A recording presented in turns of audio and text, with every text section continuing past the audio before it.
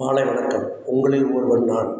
இன்று தலைப்பானது தேமுக, தேசிய முன்னேற்ற திராவிடக் கழகம் யாருடன் கூட்டணி அப்படின்ற ஒரு தலைப்பு. டிஎம்கேவுடன் திருமதி கனிமொழியால் பேசப்பட்டு இப்போது ஒரு சலசலப்பாக மீடியாவில் வந்து கொண்டிருக்கிறது. என்னவென்றால், அவங்க டிஎம்கேல தேமுக சேருவதற்கு வாய்ப்புகள் கம்மி. ஏனென்றால், காங்கிரஸ் இருந்தால் இருப்பார்கள். காங்கிரஸ் விஜய் கூட போனாலும் தேமுக டிஎம்கேல இருக்காது, சேராது. ஏனென்றால் 6 எம்எல்ஏ ஒரு எம்பி சீட் என்பது அது எட்டாக்கணியாக அமைந்துவிடும்.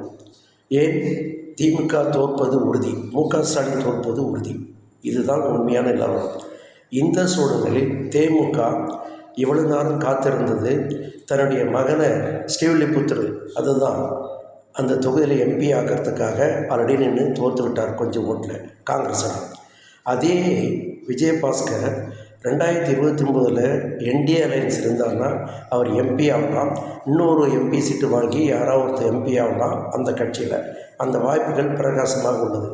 அதை வீணாக்க மாட்டார்கள் திருமதி பிரேமலதா அவர்கள். ஏன் இதை சொல்கின்றேன் என்றால், அரசியல் நோக்கரென்ற கருத்தில்படி இப்போது அவங்க கட்சி கூட்டணி மாறினால் அவங்களுக்கு இருக்கக்கூடிய பர்சன்டேஜ் ஓட்டு 1.5-2% அதுவும் குறைந்துவிடும். ஏனென்றால் ரொம்ப தரமட்டமாக போய்விடும்.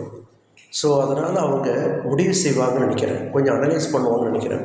என்டிஏ அலையன்ஸ் வருவதற்கு கொஞ்சம் திங்க் பண்ணி செய்வாங்கன்னு நினைக்கிறேன்.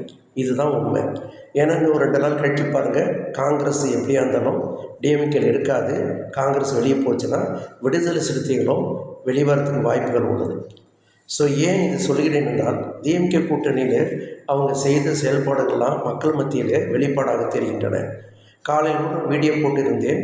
வீட்டுக்கு போயிட்டு 1000 ரூபா பணம் தரேன், சேர்க்காரங்களாம் சேர்க்குறேன்னு சொல்லி நேற்று கேட்குறாங்கன்னு சொல்லியிருந்தேன். டிஎம்கே எந்த லெவலுக்கும் போகிறதுக்கு இப்போ துணிச்சலாக நிற்கிறாங்க. ஏன்னா அவங்களுக்கு தேவை திரும்ப ஆட்சி வந்தனா உலகத்தையே விலை வாங்கிடுவாங்க டிஎம்கேக்காரங்க. தமிழ்நாட்டு மட்டும் கிடையாது, உலகத்தில் இந்தியாவில் மிகப்பெரிய பணக்காரனாக டிஎம்கே இருக்கிறாங்க. ஏனென்றால் பணம் சம்பாதிப்பது தான் முக்கிய குறிக்கோளாக டிஎம்கேக்காரர்கள் இருக்கின்றார்கள். ஏன் 39-40 எம்பி இருக்காங்க டெல்லியில், எந்த பார்லிமெண்ட்டுக்கும் எதுக்கும் பேசுறது கிடையாது.